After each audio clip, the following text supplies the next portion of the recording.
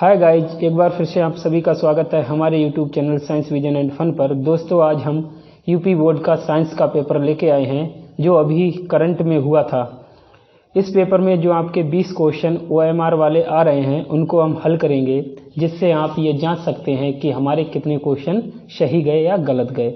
मेरे दोस्तों, मैं आशा करता हूँ कि आपके ज़्यादातर क्वेश्चन सही ही जाएँ और आपके अच्छे नंबर आ सकें। दोस्तों, इसी के साथ हम शुरुआत करते हैं पहले क्वेश्चन के साथ। तो पहला क्वेश्चन हमारा दे रखा है कि एक प्रकाश किरण किसी लेंस के भीतर स्थित किसी बिंदु से बिना किसी विचलन के गुजर जाती है तो वह बिंदु लेंस होगा। तो इसका हमारा प्रकाशिक केंद्र वाला यानी कि सी वाला जो है वो सही हो जाएगा। कौन सा? सी वाला, प्रकाशिक केंद्र वाला। अब आगे बढ़ते हैं, क्वेश्चन नंबर और देखते हैं और हमारा अब क्वेश्चन नंबर 2 की बात होगी। 2 क्वेश्चन नंबर में क्या दे रखा है इसके बारे में हम जानेंगे। तो दोस्तों, क्वेश्चन नंबर 2 दे रखा है कि एक प्रकाश किरण अवतल दर्पण के वक्रता केंद्र से होते हुए दर्पण के पृष्ठ पर आपतित होती है, परावर्तन कोण का मान क्या होगा? परावर्तन कोण का मान पूछ रहा है, तो इसका आंसर हो जाएगा सी वाला। ये जिसने भी लगाए हैं वो बिल्कुल सही है, सी वाला करेक्ट हो जाएगा। क्वेश्चन नंबर 3 की बात करते हैं। एक सामान्य आंख वाला व्यक्ति किसी वस्तु को सुस्पष्ट रूप से देख सकता है यदि वस्तु की दूरी आंख से कितनी हो। ये तो आप सभी को मालूम ही होना चाहिए कि न्यूनतम दूरी 25 सेंटीमीटर हो और अधिकतम दूरी कितनी हो? अनंत हो। तो ये बी वाला जो है ये बिल्कुल करेक्ट है। जिसने भी लगाए हैं ये बिल्कुल सही है, ये बी वाला बिल्कुल करेक्ट है। अब क्वेश्चन नंबर 4 पे आते हैं। किसी परिपथ में लगे विभवांतर को स्थिर रखते हुए परिपथ के प्रतिरोध को तिगुना कर दिया जाए तो परिपथ में धारा हो जाएगी। क्या धारा हो जाएगी? मैंने आपको पढ़ाया है कि अगर परिपथ में प्रतिरोध दोगुना करेंगे तो धारा आधी हो जाती है। इसमें तिगुना की बात कर रहे हैं, 3 गुने की, तो धारा क्या हो जाएगी? 1/3। तो क्वेश्चन नंबर 4 में हमारा कौन सा सही हो जाएगा? डी वाला। दोस्तों, आगे बढ़ते हैं, क्वेश्चन नंबर 5 की बात करते हैं। तो कह रहा है किसी मकान में 200 वोल्ट पर विद्युत आपूर्ति की जाती है।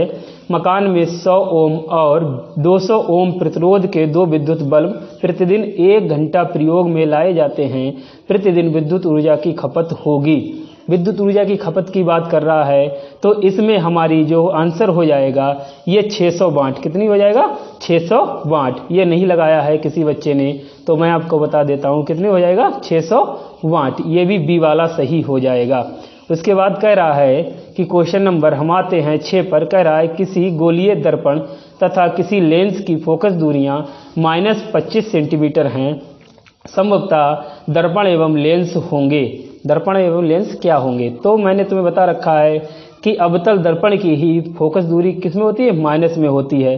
तो ये दोनों वाला ठीक हो जाएगा। क्या? दोनों अवतल होंगे, दोनों अवतल होंगे। इसके बाद आते हैं क्वेश्चन नंबर 7 पे। किसी विद्युत परिपथ में 2 ओम, 4 ओम और 6 ओम के 3 प्रतिरोध श्रेणी क्रम में जुड़े हैं। परिपथ में 2 एम्पियर की धारा प्रवाहित हो रही है, तो प्रत्येक प्रतिरोध के सिरों के बीच विभवांतर क्या होगा? ये क्वेश्चन देखो किसी बच्चे ने हल भी किया है। यहाँ पर उसने निकाला है 4 ओम, उसके बाद 8 ओम। तो इसी के साथ क्या होता है, इसका क्वेश्चन ए वाला ठीक हो जाएगा। क्या हो जाएगा? ए वाला। क्या हो जाएगा? 4 वोल्ट और 8 वोल्ट और 12 वोल्ट। इसका ये सही हो जाएगा। अब हम बात करते हैं खंड खा की। खंड खा में क्या कहता है उसको देखते हैं। खंड का सब रसायन विज्ञान से क्वेश्चन दे रखे थे, तो देखते हैं। पहली एक अभिक्रिया दे रखी है Zn plus H2SO4 equal to ZnSO4 plus H2। ये अभिक्रिया है। क्या होगी? ये अभिक्रिया है। तो बेटा मैंने कहा था जो अभिकारक ज़्यादा क्रियाशील होता है वो दूसरे को विस्थापित कर देता है। तो इसका बी वाला करेक्ट हो जाएगा। कौन सा?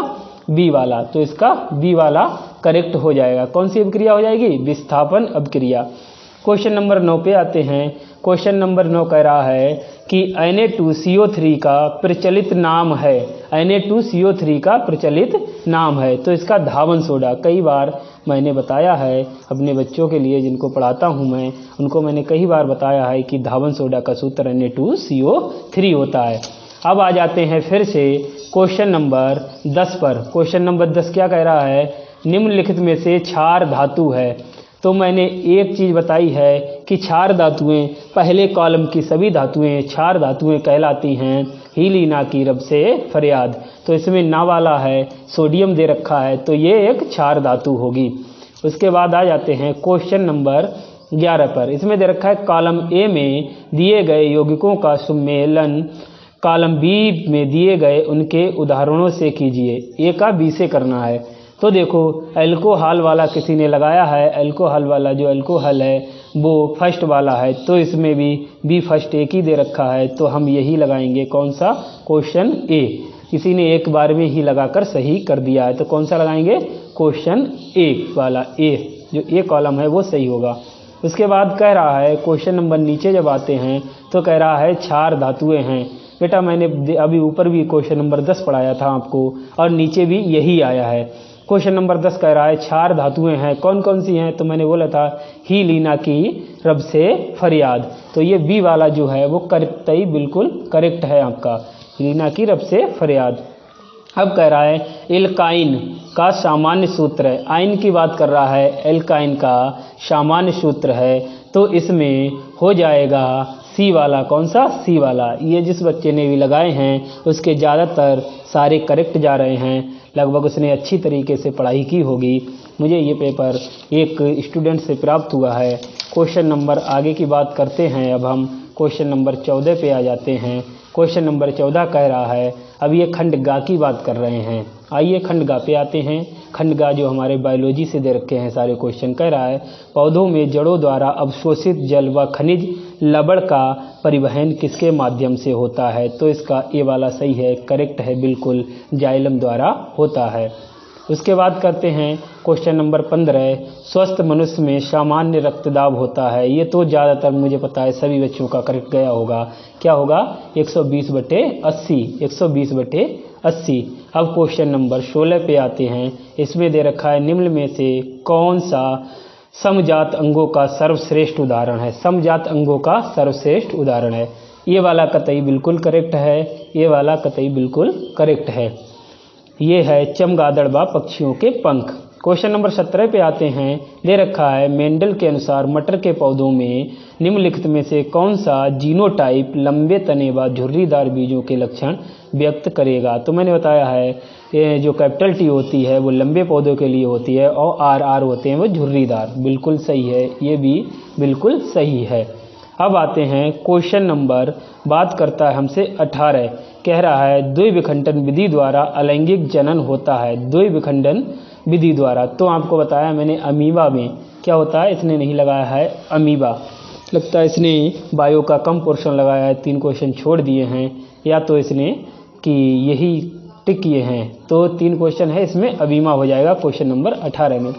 क्वेश्चन नंबर 19 कह रहा है स्थानीय नियमों द्वारा वन संपदा को बचाने हेतु प्रसिद्ध चिपको आंदोलन कहाँ आयोजित हुआ था?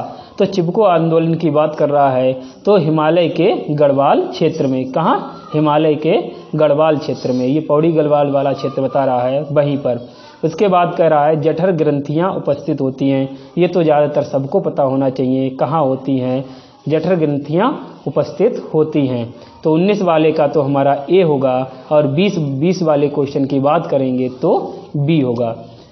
तो 20 वाले का होगा आमाशय। जठर ग्रंथियाँ कहाँ उपस्थित होती हैं? आमाशय में।